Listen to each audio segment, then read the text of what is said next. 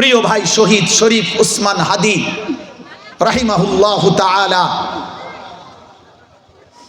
এই প্রিয় ভাই সে তার দিল আর জবান বরাবর করে যা সে হৃদয়ে লালন করত তা সে জবানে উচ্চারণ করত, যার কারণে এত লক্ষ কোটি মানুষের চোখের পানি ঝরেছে তার জন্য, ঝরছে তার জন্য। কিন্তু আমরা সকলের দোয়া, আসমানওয়ালার ফয়সালা, আমি তাকে নেব, শাহাদাতের পবিত্র মৃত্যু আমি তাকে দিলাম। এই জন্য বললাম, মূলত বান্দা চায় হাজার রকম, কিন্তু কার্যকর হয় মূলত শুধুই আল্লাহর ফয়সালা। কার ফয়সালা বলেন? আল্লাহর ফয়সালা। এই জন্য আমার কিশোর যুবক, আমি তোমারে বললাম, তুমি আরেকবার দেখো তোমার সমবয়সী এক যুবকের জন্য দেশ কিভাবে কাঁদে। আর তোমরা যারা নারী ছবি, জিনা, ব্যভিচার, মদ, জুয়া, নেশা, 24 ঘন্টা অসৎ আড্ডায় তোমরা যারা জীবন শেষ করছো, বদনসিব, দুর্ভাগা, যদি তওবা না করো, যদি গুনাহ থেকে না ফেরো, আল্লাহকে রাজি করে না মরতে পারো, তাইলে এই পৃথিবীর কোন জন্তু জানোয়ারও কোন নাফরমানের নাম নেবে না, কোন নাফরমানের নাম নেবে না। ফেরাউন এই নাম পৃথিবীর মানুষ কোন কুত্তার নামও রাখে না। নমরুদ এই নাম মানুষ পৃথিবীর কোন কুত্তার নামও রাখে না। আবু জেহেল, আবু লাহাব এই নাম মানুষ পৃথিবীর কোন কুত্তার নামও রাখে না। অথচ দুনিয়া তারাও ভোগ করছে, ভোগ করে নাই? ফেরাউন নমরুদ অভাবে ছিল, বাদ পায় নাই? কথা বলেন না কেন? দুনিয়া ভোগ করে নাই, রং তামাশা করে নাই, নারী ফুর্তি করে নাই, মদ নেশা করে নাই, দুনিয়া তো ভোগ করছে আব্বা। কিন্তু এতটা ঘৃণিত হলো কেন? এতটা ঘৃণিত হলো কেন? এই জন্য আল্লাহকে রাজি করা, আখিরাতকে মনে রাখা, গুনাহ ছেড়ে দেওয়া, নিজের ভিতরে এতটুকু অনুভূতি, হ্যাঁ ঘাটতি কমতি থাকবে, কিন্তু নিজের ভিতরে এটুকু বিবেক থাকা যে আমি একজনের অধীন, আমার জন্য সব কিছু করার অনুমতি নাই, আমার জন্য হালাল হারাম আছে, আমার জন্য জায়েজ না জায়েজ আছে, আমি রাক্ষস না, আমি জানোয়ার না, আমি যা পাই তাই ধরবো, আমি যা পাই তাই দেখবো। না না, এটা জানোয়ারের আখলাক হইতে পারে, ইনসানের আখলাক না। কুকুর বিরানি তো মুখ দেয়, পায়খানা তো মুখ দেয়, এটা কুকুরের আখলাক হতে পারে। কিন্তু একজন সুস্থ সবল স্বাভাবিক মানুষ, ইনসান, তার মধ্যে আলো অন্ধকারের, সত্য মিথ্যার, ন্যায় অন্যায়, হালাল হারাম, বৈধ অবৈধ, উচিত অনুচিত, করণীয় বর্জনীয়, আদেশ নিষেধ, এই পার্থক্য জ্ঞান তার মধ্যে থাকতে হবে। এটা জরুরি, এটা জরুরি। কোরআনুল কারীমের মধ্যে আল্লাহ বলছেন, ওয়াত্তাবা হাওয়াহু ফামাসালুহু কামাসালিল কালব। মনের চাহিদার যে অনুসরণ করে, আল্লাহর বিধানের ধার ধারে না, রাসূলুল্লাহ সাল্লাল্লাহু আলাইহি সাল্লামের বিধানের ধার ধারে না, মনের ইচ্ছে মতো যে অনুসরণ করে, আল্লাহ তাআলা বলছেন তার উদাহরণ কুকুরের মতো। ওই জীবন কুত্তার জীবন, ওই জীবন কুকুরের জীবন। এই জন্য আমি অনুরোধ করলাম, আজকে যতগুলো নওজোয়ান, কিশোর, যুবক, আরেকবার ঘুরে দাঁড়াও, আরেকবার ভাবো, এই দেশ, এই জাতি, এই মাটি, এই মাতৃভূমি, ইসলাম, আল্লাহর দ্বীন, তোমার কালেমার পরিচয়, তোমার কাছে আগামী দিনের অনেক কিছুর স্বপ্ন দেখে। আজকে একজন বক্তব্য দিতে গিয়ে ঢাকায় বলেছিল যে হাদি আমাদের স্বপ্ন, আর স্বপ্নরা মরে না, স্বপ্নরা মরে না। এই জন্য সে তো হয়তো মাটিতে দাফন হবে, কিন্তু তার চেতনা মরবে না ইনশাআল্লাহ। তার পবিত্র খুনের মধ্যেই আগামী দিনে এই দেশ জাতি মাতৃভূমির প্রতি ইঞ্চি জমিনের সার্বভৌমত্ব অক্ষুণ্ণ থাকবে ইনশাআল্লাহ। প্রত্যেকটা কিশোর নওজোয়ান প্রিয় ভাই, তোমাকে নিয়ে পৃথিবী স্বপ্ন দেখে।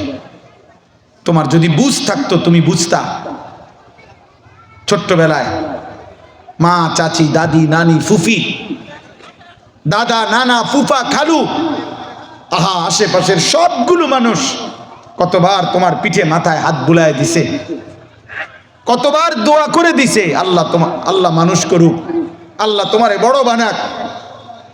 এরকম কত দোয়া চারপাশের অভিভাবকরা করছে আমার সন্তানরা। সেই তুমি আজকে এত দোয়া নিয়ে মায়ের চোখের পানি, বুকের দুধ, মায়ের 9 মাসের গর্ভে ধারণ, আর এত আত্মীয় স্বজন আপনজনদের এত দোয়া, এত হাত মোছা, এত কিছুর পরে আজ বুঝি 16 বছর 18 বছর বয়সে তুমি শুধু নারী দেখবা, ছবি দেখবা, মোবাইল টিপবা, উলঙ্গ নাচ দেখবা, শুধু একটা চুলের ফ্যাশন করতে করতে ঘন্টার পর ঘন্টা শেষ, একটা মোটরসাইকেল, একটা নারী, আর সামান্য একটু বন্ধুদের হারাম আড্ডা।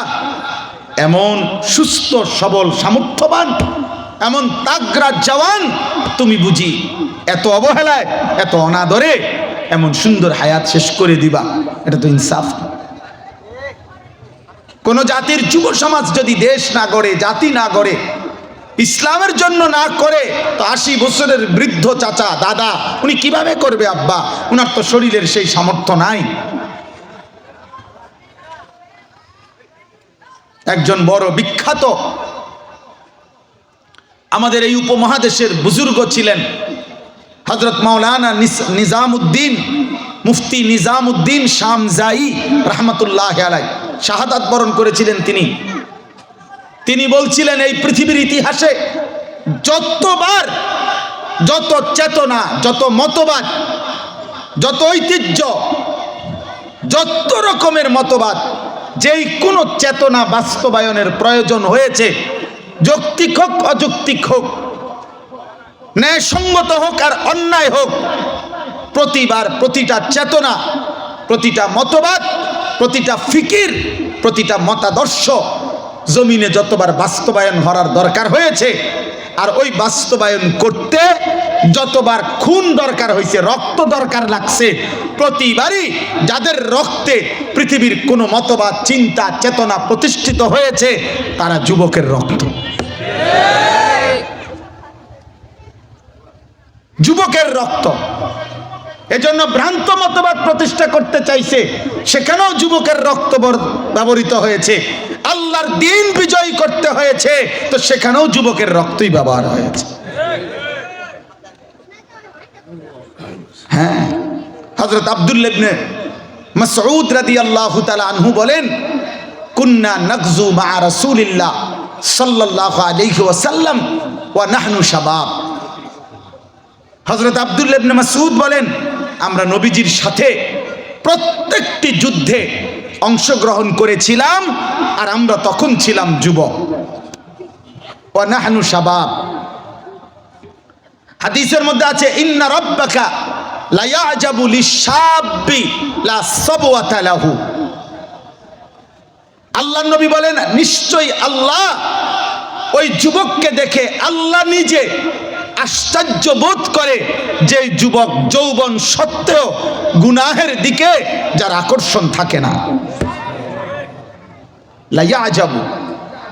আল্লাহ যেন ফেরেশতাদেরকে বলে, ফেরেশতারা, আরে দেখ না, এ বেটা নওজোয়ান তাগড়া আমার বান্দা, 24 বছর, 20 বছর, 18 বছরের সুঠাম যুবক, কিন্তু জিনা করে না, ব্যভিচার করে না, মদ খায় না, হারাম নারী দেখে না। আল্লাহ পাক রাসূলুল্লাহ সাল্লাল্লাহু আলাইহি ওয়াসাল্লাম বলেন, ওই যুবককে দেখে খোদ রব্বুল আলামিন অবাক বোধ করে, আশ্চর্য বোধ করে। এই জন্য যেই কোনো স্বাধীনতা, সার্বভৌমত্ব, আল্লাহর দ্বীন বিজয় পিছনের দিনেও যুবকের রক্তে প্রতিষ্ঠিত হয়েছে, আগামী দিনেও যুবকের রক্তেই প্রতিষ্ঠিত হবে। এই জন্য 33 বছরের এক তাগড়া যুবক যে শেষ মুহূর্তেও কথাই বলে গেছিল দেশের জন্য, এই যুবকের রক্ত যেহেতু এই জমিনে ঝরেছে, ইনশাআল্লাহ এতে কোনো সন্দেহ নাই এই জাতির স্বাধীনতা সার্বভৌমত্ব ভারত না ভারতের আব্বাও এই দেশ এই মাতৃভূমির 1 ইঞ্চি জমিন নিতে পারবে না। এই আধিপত্যবাদ হেরেই যাবে, ইনশাআল্লাহ হেরেই যাবে, হেরেই যাবে।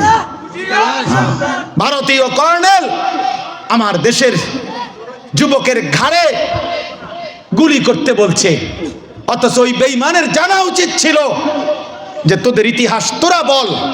এই উপমহাদেশে সুলতান মাহমুদ গজনবী, সুলতান কুতুবউদ্দিন আইবেক, সুলতান মোহাম্মদ গুরি, সুলতান আলাউদ্দিন খলজি, এইভাবে শত শত ইমানদার মুজাহিদ বাদশাহ মুসলিম শাসকগণ যতবার ওই বেঈমানরা ওনাদের সাথে যুদ্ধ করেছে প্রত্যেকবারই ইমানদারের কাছে পরাজয় বরণ করেছে।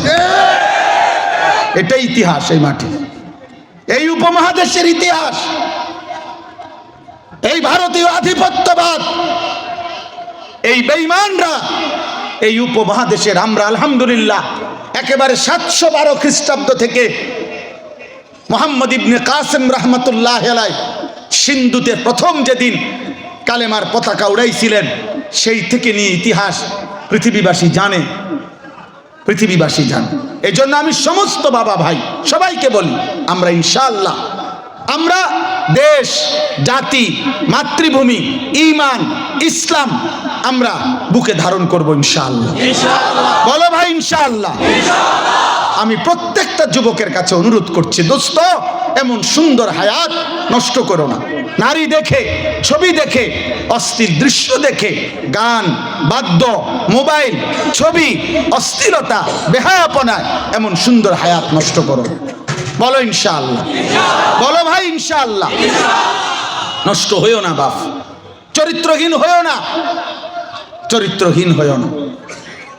আল্লাহ তাআলা আমাদের প্রত্যেককে তৌফিক দান করেন।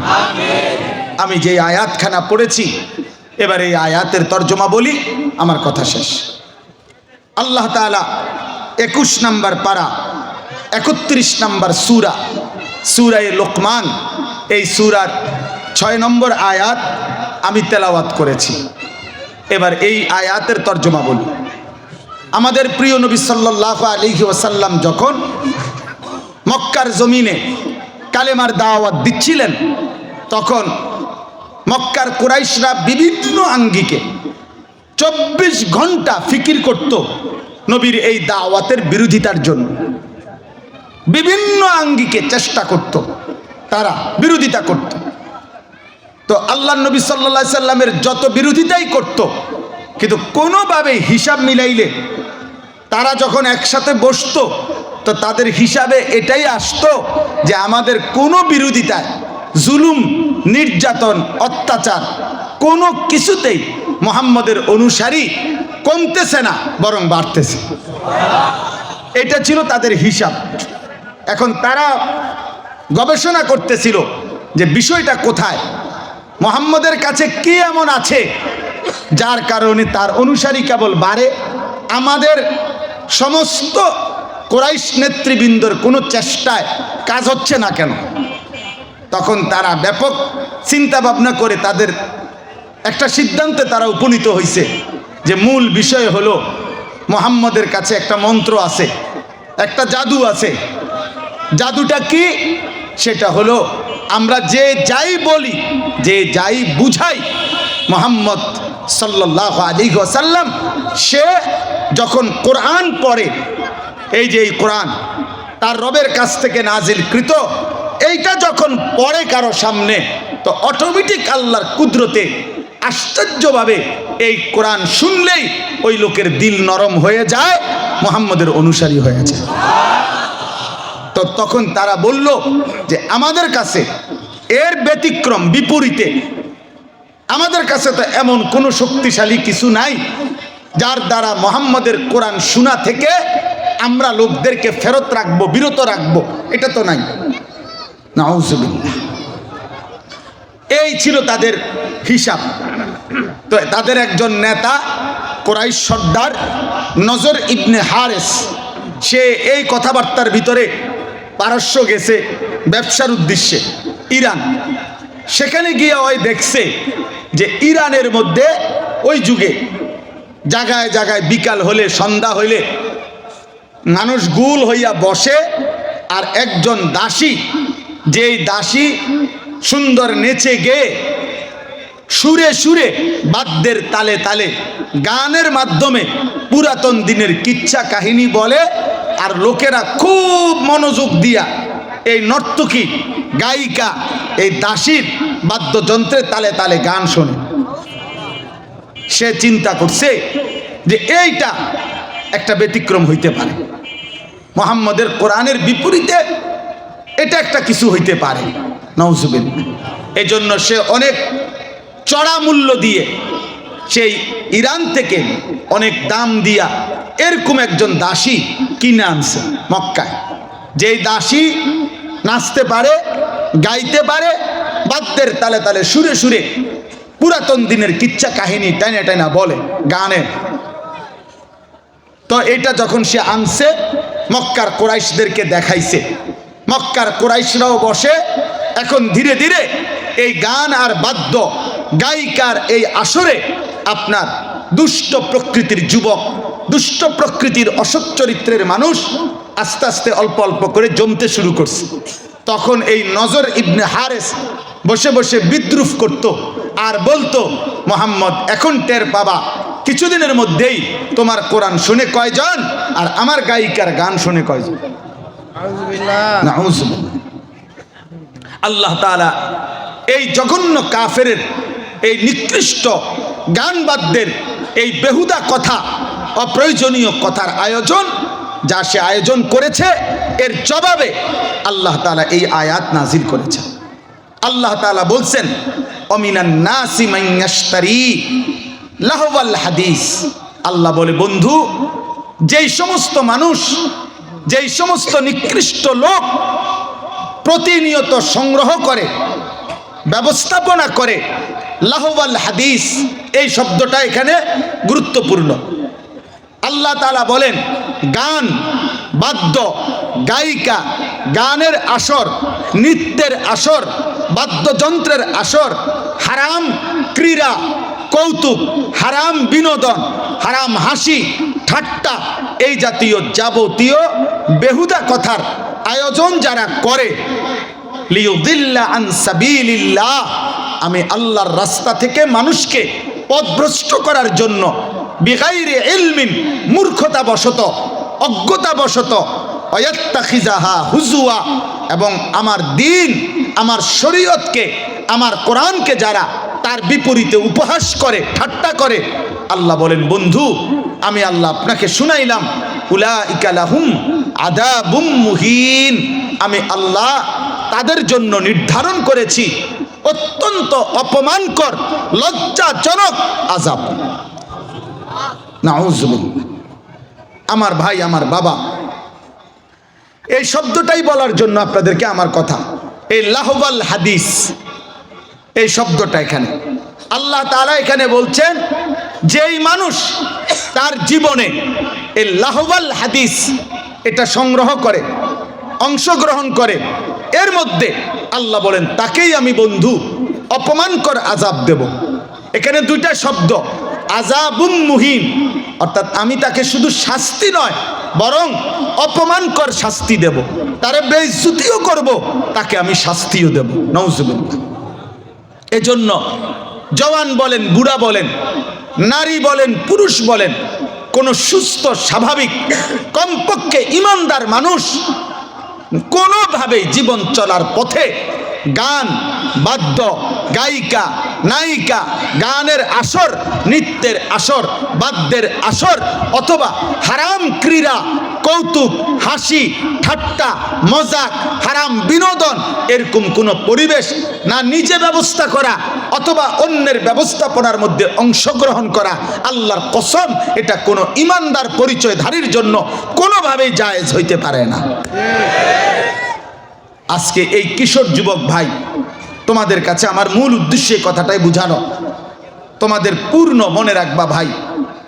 আল্লাহ তাআলা কোরআনুল কারীমের মধ্যে বলছেন, সুম্মা লিতাবলুগু আশুদ্দাকুম, আমি আল্লাহ মায়ের পেট থেকে একটা বাচ্চাকে বের করে আনার পর আমি আল্লাহ তার দেহের মধ্যে শক্তি পূর্ণতায় পৌঁছাই। তাফসীরের মধ্যে আছে, কোন মানুষের মধ্যে আল্লাহ যেটুকু শক্তি দিতে চায় তার সারা অঙ্গে এই শক্তির পূর্ণতা, শক্তির সর্বোচ্চ সীমা আল্লাহ তাআলা যখন পূর্ণ করে ওইটাকেই বলে যৌবনকাল, ওইটাকেই বলে যৌবনকাল। এই জন্য তাফসীরের স্বাভাবিক হিসাবে কমপক্ষে 15 থেকে 40, এই 25 বছর একজন মানুষকে আল্লাহ তাআলা তার শক্তির পূর্ণতা দিয়ে থাকে। এর ভিতরে এই 25 বছরের ভিতরে তার শক্তির পূর্ণতা প্রাপ্ত হয় এবং এই 25 বছরের ভিতরেই তার শক্তির পূর্ণ অবস্থাটা কিছুটা সময় স্থায়িত্ব থাকে। ঠিক বয়স যখন 40 শেষ 41 শুরু, তো মুফাসসিরিনে কেরাম বলে এবার তার সারা দেহের কোনো না কোনো অঙ্গ রোগ ব্যাধি বা ভাঙতে শুরু করে, ভাঙতে শুরু করে। আমার এই কোমরে প্রচণ্ড ব্যথা, আমার ঠিক আমি যেদিন প্রথম এই কোমর ব্যথার ডাক্তার দেখাইছি ওই দিন উনায় আমারে প্রথম জিজ্ঞেস করছে, হুজুর আপনার বয়স কত? আমি বলছি স্যার আমার 41 বছর, এখন আমার বয়স 44 বছর, তাহলে 3 বছর আগের কথা বলতেছি। 41 বছর বয়স। আমার মনে আছে এই ডাক্তার সাহেব সাথে সাথে আমারে বলছে, হুজুর তাহলে আজকের থেকে নিয়ে বাকি হায়াত যে কয়দিন বাঁচবেন এই কয়দিন রোগ ব্যাধি নিয়েই বাঁচতে হবে, এর জন্য প্রস্তুতি নেন। প্রথমত মানসিক এই প্রস্তুতি নেন যে রঙের ঘুড়ি শেষ, রঙের গুড্ডি শেষ, এখন থেকে নিয়ে শুধু ভাঙবে। এবং ঠিকই এর অল্প সময়ের পরেই ধীরে ধীরে এখন শরীরের যত ক্লান্তি, দুর্বলতা, অসুস্থতা, ছোট লেখা কম দেখি, কোমরের মধ্যে সারাক্ষণ ব্যথা অনুভব করি, গলার মধ্যে ব্যথা অনুভব করি, প্রায় সময় গাড়িতে আধা ঘন্টা 10 মিনিট চোখ বন্ধ করে শুয়ে থাকি। অতিরিক্ত মানুষ চাপাচাপি ধাক্কাধাক্কি করলো, কথা বলতে চাইলো, অতিরিক্ত কথা অনেক ইচ্ছা করে জবাব দেই না, চুপ করে বসে থাকি, দাঁড়ায় থাকি, হাঁটতে থাকি। কেন? কোনোভাবেই বিগত সময়ের সেই সক্ষমতার শরীরে কাজ করে না, কাজ করে না। এই জন্য ভাই মূল বিষয়টা তো এইটা যে আল্লাহ তাআলা মানুষকে যে যৌবন দান করেছেন এটা শক্তির সময়, এটা সময়ের সমস্ত অঙ্গে আল্লাহ তাআলা এই সময় শক্তি দিচ্ছেন। এই জন্য এই সময়টা যদি কেউ বেহুদা এই গান বাদ্য, এই অশ্লীলতা, এই বেহায়াপনা, খোদার কসম যদি এতে শেষ করে ফেলো, তো একদিন আল্লাহ চায় তো হইতে পারে একদিন 50 বছর বয়সে, একদিন 60 বছর বয়সে, একদিন 55 বছর বয়সে হয়তো পিছনের জিন্দিগির কথা মনে পড়বে, কিন্তু বন্ধু আফসোস ছাড়া তখন আর কিছুই জুটবে না। অথবা একদিন কবরে মৃত্যুর সাথে সাথে মনে পড়বে, কিন্তু আফসোস ছাড়া কিছুই জুটবে না। অথবা আখিরাতে মনে পড়বে, আফসোস ছাড়া আর কিছু জুটবে না। কোরআনুল কারীমের মধ্যে আল্লাহ তাআলা বলছেন, ওয়াত্তাবিউ আহসানা মা উনজিলা ইলাইকুম মির রাব্বিকুম মিন ক্বাবলি আন ইয়াতিয়াকুমুল আযাবু বাগতাতাও ওয়া আনতুম লা তাশউরুন। আল্লাহ বলে, বান্দা আমি আল্লাহর পক্ষ থেকে নাজিলকৃত কোরআন এটাকে তোমরা অনুসরণ করো। মিন ক্বাবলি আন ইয়াতিয়াকুমুল আযাবু বাগতাতান, হঠাৎ করে তোমাদের অজান্তে আমি আল্লাহর পক্ষ থেকে তোমাদের নিকট আযাব আসার আগে আগে। তাফসীরের মধ্যে লিখছে এই আযাব মানে হচ্ছে মৃত্যু। প্রত্যেক নাফরমানের মৃত্যু তার জন্য আযাব, প্রত্যেক ঈমানদারের মৃত্যু তার জন্য নিয়ামত। তাইলে আল্লাহ তাআলা নাফরমানের বেলায় মৃত্যুকেই বলছেন আযাব। আযাব তো আযাব আসার আগে আগে মানে মৃত্যু আসার আগে আগে আল্লাহ বলছেন যে তুমি আমার কোরআন অনুসরণ করো, নয়তো কি হবে? যে এর পরের আয়াতে আছে আল্লাহ বলেন, নয়তো মৃত্যু আসলেই আজরাইলকে সামনে দেখলেই তুমি আফসোস করবে আর বলবে আন তাকুলা নাফসুন ইয়া হাসরাতা আলা মা ফাররাতু ফি জামবিল্লাহ ওয়া ইন কুনতু লামিনাস সাখিরিন। আল্লাহ বলেন সেদিন তুমি মৃত্যুর মুখোমুখি হয়ে প্রত্যেকটা প্রাণ নাফরমান বলবে ইয়া হাসরাতা, হায় আমার আফসোস, আলামা ফাররাতু ফি জামবিল্লাহ, হায় আমি আমার আল্লাহর আনুগত্যের ব্যাপারে কত না অবহেলা করেছি। ওয়া ইন কুনতু লামিনাস সাখিরিন, এমনকি আমি আমার আল্লাহর প্রতিটা বিধানকে ঠাট্টা মনে করেছি, ঠাট্টা মনে করেছি, উপহাস করেছি। আমি হুজুরের কথাকে বিদ্রুপ করছি, আমি আলেমের কথাকে বিদ্রুপ করেছি, আমি আল্লাহর কথাকে ব্যঙ্গ করেছি, অবজ্ঞা করেছি। মসজিদের মিনারায় আজান হইছে, আমি কোনো পাত্তাই দেই না, পাত্তাই দেই না। কোরআনুল কারীমের মধ্যে আছে আল্লাহ তাআলা বলেন সেদিন তুমি বলবে বারবার, আল্লাহ আপনি আমাকে দুনিয়ায় ফেরত দেন, দুনিয়ায় আর কিছুদিন থাকতে দেন। খোদার কসম আল্লাহ বলবেন কাল্লা, কখনোই না, কখনোই, কখনোই না, কখনোই না, কখনোই না। অতএব আজকে আমি যে কথাটা বলতে চাই, বয়স্ক বাবা আপনাদেরকেও, বিশেষ করে আমার নওজোয়ান সাথী, আগামী দিনে আমাদের একটা আশা, আমাদের একটা ছোট্ট বুঝ, যেটুকু আল্লাহ তাআলা ওলামায়ে কেরাম বুজুর্গদের সাথে পরামর্শ করে আমাদের একটা ছোট বুঝ, আমরা অনুভব করতেছি যে আলহামদুলিল্লাহ অন্ধকার যত বাড়ছে আলো তত আগাচ্ছে। অর্থাৎ দুশ্মনের ষড়যন্ত্র যে পরিমাণ বিশ্বময় ইসলাম এবং মুসলমানদের বিরুদ্ধে বাড়ছে, আল্লাহর কসম ইমানদার যুবক আল্লাহর দিকে তার চাইতে বেশি গতিতে ফিরছে, ফিরছে। এটা একটা সম্ভাবনার কথা। এই মনে করেন আমার ভাই মাওলানা মুজাম্মেল ভাই বলতেছিল যে অনেক যুবক আসছে, আমিও বললাম যে আমি ব্যক্তিগতভাবে, এটা আমার অভিজ্ঞতা, যে আমি অত্যন্ত শক্তভাবে ধমক দেই এবং অনেক সাংঘাতিক ধমক দেই। তো এই ধমকটা ওই বুঝে যে আমার ধমকাইতেছে, কিন্তু এই ধমকের পরে এই পরিমাণ যুবক যখন আসছে আল্লাহর কথা শুনতে, এটা প্রমাণ করে এখনো তার দিল পচে যায় নাই, এখনো যুবকের দিল মরে নাই। ইনশাআল্লাহ প্রয়োজনের মুহূর্তে ইমানের আলো জ্বলে উঠবেই ইনশাআল্লাহ। এই জন্য ভাইয়া আমি উত্তরবঙ্গে গেছিলাম কয়দিন আগে, আমি শুধুমাত্র আমি বললাম খোদার কসম আমি জনপ্রিয়তা কোনোভাবেই এটাকে কিছু মনে করি না, আমি ব্যক্তিগতভাবে কোনো প্রার্থী না, আমি কোনো নির্বাচনী দলের সাথে সম্পৃক্ত না। অতএব আমার বলার উদ্দেশ্য হলো আমি উত্তরবঙ্গে গেছি এই কয়দিন আগে, 2 দিন ছিলাম, প্রচণ্ড ঠান্ডা শীত, কুয়াশার ভিতরেও আমার মনে হয়েছে অজারো বক্তব্য যে এক এক মাহফিলে আমি দেখছি না হয়তো 20,000 হইব ফুলাই, এক এক মাহফিলে, এক এক মাহফিল, একের যদি না হয় কোত্থেকে আসলো এগুলো, কোত্থেকে আসলো? ইনশাআল্লাহ এটা প্রমাণ করে যে মাহাদির সময় কাছায় গেছে, এটা প্রমাণ করে আগামী দিনের জন্য আল্লাহর দিন মাহাদির নেতৃত্বে, আল্লাহর দিন সারা পৃথিবীময় আল্লাহর জমিনে প্রতিষ্ঠিত হওয়ার জন্য যে পরিমাণ ইমানদার যুবক দরকার, খোদার কসম আসমানওয়ালা তা সংগ্রহ করা শুরু করে দিছে, ফেরেশতা যেন লিস্টি শুরু করে দিছে, ফেরেশতা লিখে লাইতেছে, নাম লিখে ফেলছে ইনশাআল্লাহ, লিখতেছে।